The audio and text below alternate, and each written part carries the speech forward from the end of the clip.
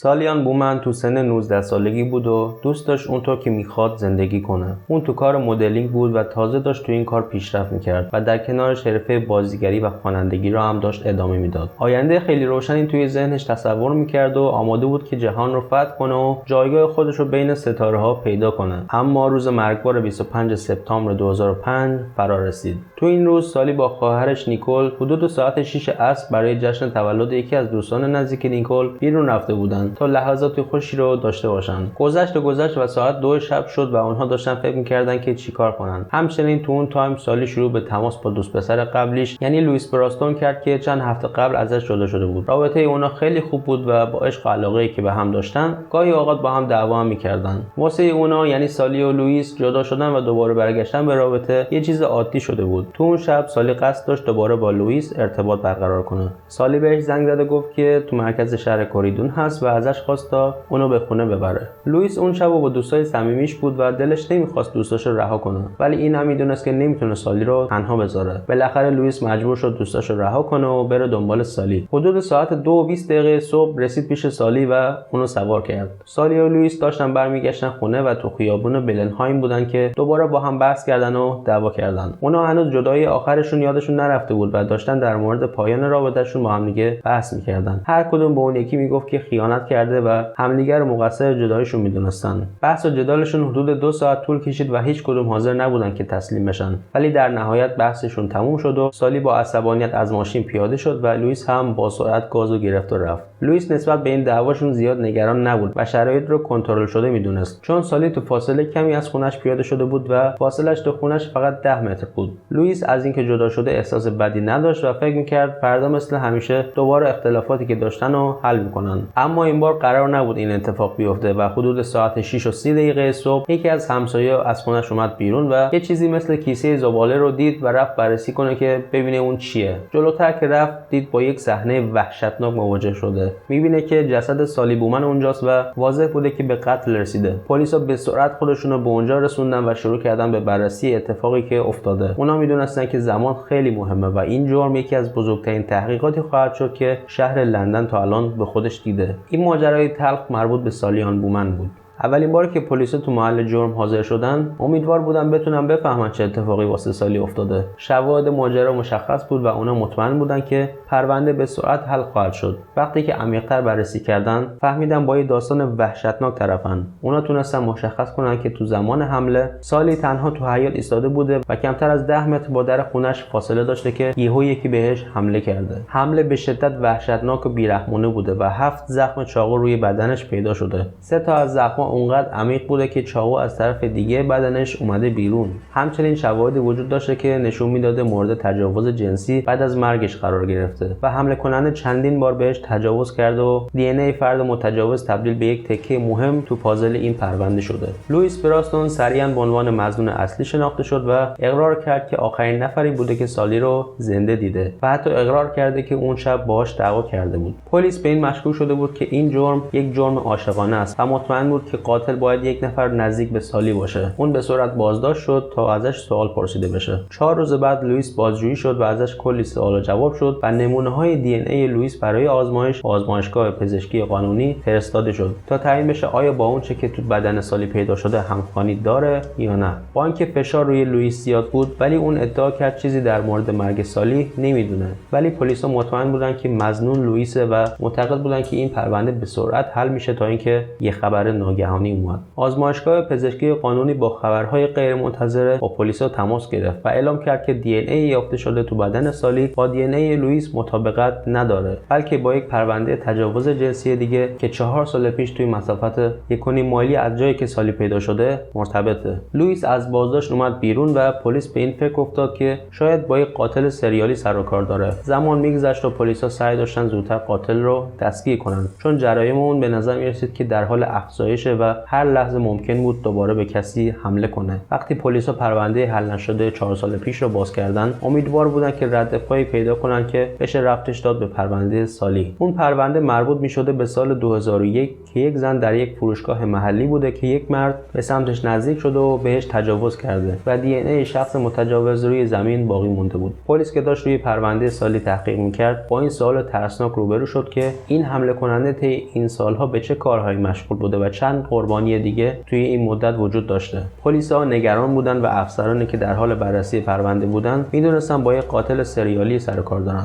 پلیسا به طور دقیق‌تر به اتفاقاتی که تو شب قتل سالی افتاده بود نگاه می‌کردن و تونستن یک کشف بزرگ انجام بدن. سالی اولین قربانی قاتل اون شب نبوده و یک ساعت قبل از اون اتفاقی که واسه سالی افتاده، به یه زن دیگه توی چند خیابان اونورتر توسط یه مرد حمله شده. قربانی داشته با موبایلش حرف می‌زده که ناگهان یه مردی ظاهر شده و بهش حمله کرده. اون تایمی تاکسی داشته میومده و حمله کننده به خاطر همین از صحنه فرار کرده و موبایل قربانی رو با خودش برده. و اون کسی که پشت خط بوده داشته به فریادهای قربانی گوش میداده. این اتفاق اینو نشون میده که حمله کننده تو اون نزدیکی پنهان شده بوده و همه چیزو داشته تماشا میکرده. پلیس معتقد بوده اگه اون تاکسی به موقع اونجا حاضر نمیشد، این حمله میتونسته به چیز جدی‌تری تبدیل بشه. خوشبختانه راننده تاکسی به سرعت قربانی رو سوار ماشینش کرده و اون رو به نزدیکترین بیمارستان اونجا منتقل کرده. راننده تاکسی تونست اطلاعات دقیقی از حمله کننده به پلیس ارائه بده و پلیس از این اطلاعات برای ایجاد تصاویر کامپیوتری از مظنون استفاده کرد. پلیس اعلام کرد که حمله کننده ممکنه یک مرد سفیدپوست با 20 الی 30 سال سن و قد بین 5.9 فوت تا 6 فوت یعنی حدود 1.80 سانت با اندامی متناسب و موهای تیره و کوتاه توصیف شده. پلیس‌ها تصویر کامپیوتری رو در شهر پخش کردند و امیدوار بودند که نتیجه‌ای به دست بیارن، اما با اطلاعات اندکی که دریافت کردند هیچ کدوم از اونها کافی نبود تا مظنون رو شناسایی کنند. بدون داشتن تصویر دقیق از مظنون و تنها داشتن نمونه دی ان ای از اون، پیدا کردنش بسیار دشوار بود و پلیس میدونست که باید خلاق‌تر باشه. پلیس‌ها مشکوک بودند که قاتل ممکنه از ساکنین محلی اونجا باشه، چون جرم‌هایی که انجام داده همه در فاصله نسبتاً کمی از یکدیگر رخ دادن و فکر می‌کردند که قاتل باید با منطقه آشنا باشه. پس تصمیم گرفتن نمونه دی ان ای ساکنان اون محل رو در بیارن و برن دم در خونه‌شون زنگ بزنن و از همه بخوان که نمونه دی ان ای خودشون رو به پلیس بدن، به این امید که دی ان ای شخص مرتبط با قاتل رو بتونن پیدا کنن. وظیفه پلیس بسیار بزرگ بود. اونا یک لیست با 6000 آدرس تهیه کردن و رفتن همه خونه‌ها رو در زدن تا از هر مردی که تو اون ملک زندگی میکنه یا در شب قتل اونجا بوده نمونه دی ان ای بگیرن. جامعه مظنونان بسیار بزرگ بود و 4000 مرد با توصیفات قاتل مطابقت داشت. زمان به سرعت میگذشت و اونا فهمیده بودن که احتمالاً قاتل خودش نمیاد نمونه دی ان ای خودش رو به پلیس ارائه بده، اما اونا به این امیدوار بودن که شاید دی ان ای یکی از اعضای خانواده قاتل مانند برادر یا پدرش ممکنه پیدا بشه که با دی ان ای قاتل مرتبط باشه. پروسه گرفتن دی ان ای از زمان شروعش 6 ماه طول کشیده بود و تحقیقات همچنان داشت ادامه پیدا میکرد. پلیسا دیگه همه گزینه‌ها رو بررسی کرده بودن و از اینکه هیچ پیشرفتی نمیدیدن رنج می‌بردن، اما از جایی که فکرشو نمی‌کردن یه شانس خوب واسهشون پیش اومد. تو تاریخ 15 ژوئن 2006 یعنی 9 ماه بعد از قتل سالی، یه مرد که در حال تماشای یه بازی فوتبال توی قهوه‌خونه محلی بوده به چشم پلیس افتاد. تو شب بازی مهیج انگلیس و ترینیداد و توباگو در جام جهانی 2006 قهوه‌خونه کراولی پر از طرفداران هیجان زده‌ای بود. وقتی که بازی شروع شد تنش‌ها زیاد شد و یکی از هوادارا به دلیل مصرف الکل با یکی دیگه به دعوا افتاد. جمعیت به خیابونا ریختن و این تصویر توی دوربین‌های مداربسته ضبط شد. بعد از اینکه اون مرد یکی دیگر رو هل داد، یه پلیس محلی نزدیک شد و دعوا رو پایان داد و مردی که دعوا رو شروع کرد و بازداشت کرد. اون مرد 35 ساله مارک دیکسی بود و مشخص شد این نزاع و درگیری تازه اول شروع بدبختیشه. توی مصاحبه با پلیس رفتار مارک عجیب بود و با وجود اینکه به خاطر یه درگیری کوچیک بازداشت شده بود، اون داشت گریه می‌کرد و خیلی عجیب و احساسی عمل می‌کرد. پلیس اثر انگشت و نمونه دی ان ای اون رو واسه فرستادن به آزمایشگاه ازش گرفت و اون آزاد کرد. چند روز بعد نتایج دی ان ای اومد و اعلام شد. حالا مشخص شده بود که اون چرا گریه می‌کرده و خیلی احساسی بوده. دی ان ای مارک دقیقاً با اون چیزی که توی بدن سالی پیدا شده بود همخوانی داشته و بالاخره هویت قاتل آشکار میشه. پلیس میدونست که باید مارک دیکسی رو قبل از اینکه دوباره به کسی حمله کنه پیدا کنه. اما اتفاق نگران کننده این بود که مارک دیگه داخل کشور نبود. اون فوراً بعد از آزادی به آمستردام فرار کرده. مارک میدونسته که نمونه دی ان ای با اون چه که توی بدن سالی شده مطابقت داره، پس از کشور فرار کرده. اما متاسفانه اقامتش توی آمستردام کوتاه بود و فقط 3 ماه بعد از ورود به اونجا با مالک خونش دعوا کرده و تصمیم گرفته که برگرده به انگلیس. مثل گذشته مارک بلافاصله بعد از بازگشتش به انگلیس تصمیم گرفته به زندگی عادیش برگرده و مثل قبل به عنوان سرآشپز توی اون کافه کار کنه. پلیسا ادامه تحقیقاتشون رو داشتن انجام میدادن که یهو فهمیدن مارک به انگلیس برگشته و دوباره مشغول به کار قبلی شده. پس بلافاصله شروع میکنن به برنامه‌ریزی که اونو بازداشت کنن. با توجه به اینکه شغل مارک بهش دسترسی آسون به ابزارهای خطرناک رو میداد، افسرها میدونستن که باید با احتیاط عمل کنن. اونا منطقه رو واسه دستگیر کردن مارک بررسی میکردن تا اینکه دیدن مارک داره استراحت میکنه و سیگار میکشه. پلیسا هم اینو یه فرصت میدونستن که باید سریع عمل کنن و اونو بازداشتش کنن و این کارو هم انجام میدن. روز بعدش مارک دیکسی به اتهام قتل سالیان بومن محاکمه شد و خبر بازداشتش ساکنین کرایدون رو شوکه کرد. اون کسی نبود که قبلا اسمش شنیده شده باشه و یا تو لیست مظنونین پلیس باشه، اما گذشته‌اش تصویر تلخی رو نشون میداد. موقعی که کاراگاه‌ها به عمق گذشته‌اش فرو رفتن، یک فهرست طولانی از جرایم رو کشف کردن. مارک یک تاریخچه طولانی از برخوردهاش با قانون داشته که برمیگشته به اون دورانی که پلیس هنوز به اجبار ازش نمونه دی ان ای نگرفته بود. بذارید چند مورد از تاریخچه جنایی مارک دیکسی رو بهتون بگم. تو سال 1986 اون یک زن رو با چاقو گروگان گرفته و وسایلش رو دزدیده که باعث شده 6 هفته رو توی زندان بمونه. تو سال بعدش بازم به جرم سرقت محکوم شده و تو سال 1988 به 2 سال حبس برای حمله و صدمات واقعی به مصدوم محکوم شده بود. تو سال 1989 به اتهام نمایش ناهنجاری در جمع محکوم شده و باید 80 ساعت خدمت رسانی به جامعه و مردم می‌کرده و حتی در سال 1990 به اتهام حمله به یک افسر پلیس محکوم شده بود. اما اون چه که محققان واقعا وحشتناک می‌دونستن این بود که فعالیت جنایی مارک دیکسی فقط مربوط به یک کشور نبوده. تو سال 1993 به استرالیا نقل مکان کرده و اونجا هم مشکلاتی رو ایجاد کرده. اون اقامتش رو به طور غیرقانونی ادامه داده و قانون شکنی کرده. تو سال 1988 به خونه یک دانشجوی تایلندی 19 ساله در پرت با یک جوراب در سرش با چاقو وارد شده و 7 بار با چاقو اونو زده و بهش تجاوز جنسی کرده و اموالش رو دزدیده و فرار کرده. به طور عجیبی قربانی زنده مونده. مارک داشته به کارش ادامه میداده و توی سال 1999 تو جاده‌ای در جنوب پرت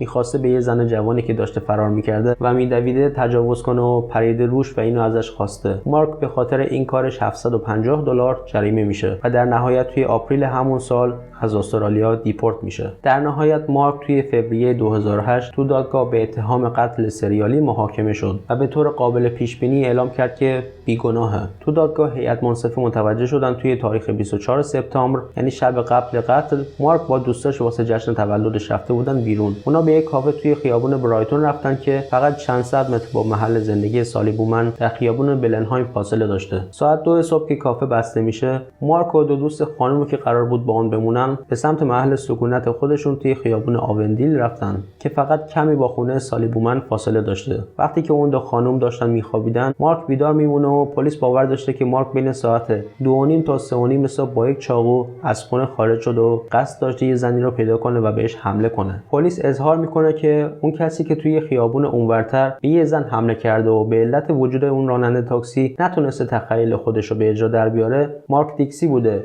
که رفته توی خیابون بلنهایم. مارک از بچگی اونجا بزرگ شده بوده و فقط چند سال قبل از زمانی که سالی اومده اونجا از اونجا جابجا شده. در حالی که مارک توی خیابون قایم شده بود، به نظر می اومده سالی به طرز تلخی توی زمان و مکان اشتباهی بوده و احتمالاً مارک شاهد دعوای سالی و دوست پسرش شده و منتظر نشسته که سالی از ماشین پیاده بشه تا بتونه بهش حمله کنه. بعد از اینکه لوئیس براستون رفته، مارک از پشت بوته پریده بیرون و به طور وحشیانه‌ای به سالی حمله کرده و اونو به قتل رسونده. پلیس باور داشته که اون بعد از قتلش برگشته پشت بوته ها تا مخفی بشه و ببینه آیا از همسایه‌ها کسی بیرون میاد که موضوع رو بررسی کنه یا نه. زمانی که هیچ چراغی روشن نشده بود و کسی بیرون نیومده بود، مارک دوباره برگشته سر جسد و بهش تجاوز کرده. بعد از این کار وحشتناک برگشته به اون خونه‌ای که بوده و روی مبل خوابیده. صبح روز بعد دوستای مارک بیدار میشن و میبینن مارک روی مبل خوابیده و گفتن که هیچ چیز غیر طبیعی رو ندیدن. اونا حتی اینم نمیدونستن که اون شب مارک از خونه‌شون رفته بیرون.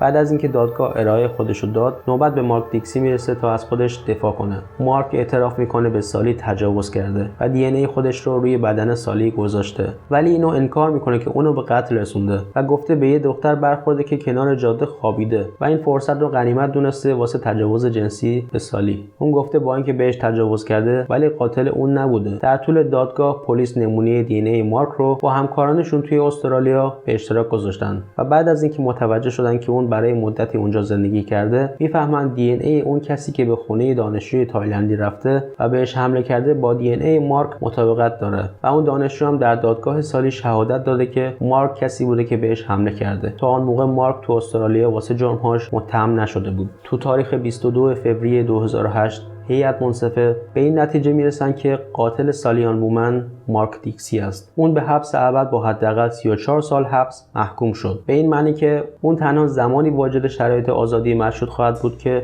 70 سالش بشه. تو ژانویه 2015 بعد از سالها انکار، مارک نهایتاً به قتل سالی اعتراف کرد. توی سال 2017 مارک متهم به جرم‌های دیگه‌ای هم شد و اعلام شد که شخص دیگه‌ای به طور نادرست برای بعضی از جرم‌های مارک محکوم بوده. تو سال 2003 یک شهروند هلندی به جرم تجاوز به 3 زن در کاستا دل سول محکوم شده و 12 سال رو در زندان اسپانیا گذرونده، در حالی که تجاوزگر واقعی مارک دیکسی بوده. اون توی نوامبر 2017 آزاد شد و مارک هم 2 حکم حبس ابد دیگه به خاطر حملات به 2 زن دیگه تو کرایدون داده شد. جرم‌های مارک به سال 1987 زمانی که تنها 16 سال داشته برمیگرده. اون اعتراف کرده که یه زنی رو توی پارکینگ خلوت واندل رود دیده و بهش تجاوز کرده و با گره زدن و بستن دهنش ماشینش رو آتیش زده. قربانی به قدری ترسیده بود که به منطقه روستایی مهاجرت کرده و سعی کرد از بقیه جدا بشه. مارک همچنین اعتراف کرد که با یه وسیله آشپزخونه به سر یه زن دیگه زده و چند شکستگی جمجمه در سر اون ایجاد کرده و به یک نقطه دور افتاده توی سلستون رود توی سال 2002 کشونده و بهش تجاوز کرده و موبایلش ازش گرفته و فرار کرده و بعداً از موبایلش برای زنگ زدن به دوست پسرش استفاده کرده و کارهایی که کرده رو بهش گفته. لوئیس براستون دوست پسر سابق سالی در زمان جرم از قتل سالی ناراحت بوده و گفته هرچند که روابطشون پر از تنش بوده ولی بازم دوباره برمیگشتن کنار هم و همیشه راهی به همدیگه پیدا می‌کردن. اون همچنین اعتقاد داشت که اگه توی محل جرم دی ان ای مجرم پیدا نمی‌شد، اون اشتباهاً به جرم قتل سالی متهم می‌شد. اگه این داستان واسهتون جالب بود، ممنون میشم که ویدیو رو لایک کنید و کانال رو سابسکرایب کنید و منتظر ویدیوهای بعدی و پرونده‌های جنایی بعدی توی هفته‌های دیگه باشید. ممنون از اینکه همراه من بودید. فعلا خدا نگهدار.